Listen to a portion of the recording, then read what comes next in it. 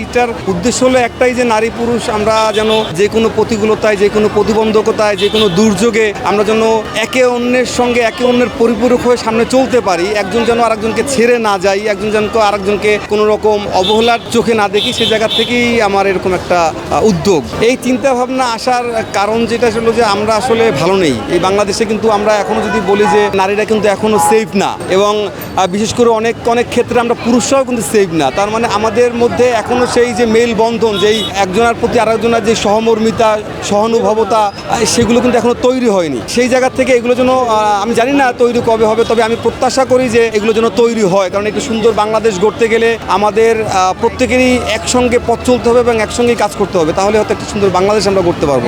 বাংলাদেশের প্রথম 5D AI inverter যুক্ত সর্বোচ্চ বিদ্যুৎ সাশ্রয়ী যমুনা এয়ার কন্ডিশন। এটা তৈরি করতে খুব বেশি কিছু প্রয়োজন হয়নি, একেবারেই সামান্য কিছু ম্যাটেরিয়ালস দিয়ে আমি এটা তৈরি করেছি। তৈরি করার উদ্দেশ্য ছিল বিভিন্ন অকেশনে আমি জাস্ট এটাকে রিপ্রেজেন্ট করা। নারী এবং পুরুষ আমরা তো এখনো আমরা একসঙ্গে চলতে পারিনি, এখনো আমরা একসঙ্গে সামনের দিকে এগিয়ে যেতে পারিনি। আপনি দেখেন যে বিভিন্ন জায়গায় বিভিন্ন সেক্টরে কিন্তু এখনো নারী পুরুষের বিভিন্ন রকম বৈষম্য, বিভিন্ন রকম ভেদাভেদ, এবং নির্যাতিত নারীরা, পুরুষরা নির্যাতিত, সব রকম অনেক কিছু আমরা কিন্তু অনেক স্ট্রাগল করে অনেক রকম প্রতিবন্ধকতা নিয়ে সামনে আগাচ্ছি। তো এই প্রতিবন্ধকতা থেকে উত্তরানোর জন্য যদি কোনো উপায় খুঁজে বের করা যায়, সে জায়গা থেকে যদি কেউ ফিল করে যে না, যে একজন স্ত্রী তার স্বামীকে ক্যারি করছে, এটা তো আসলে হয় না, সচরাচর হয় না এটা। তো এরকম একটা জায়গা থেকেই আমার একটা ভাবনা।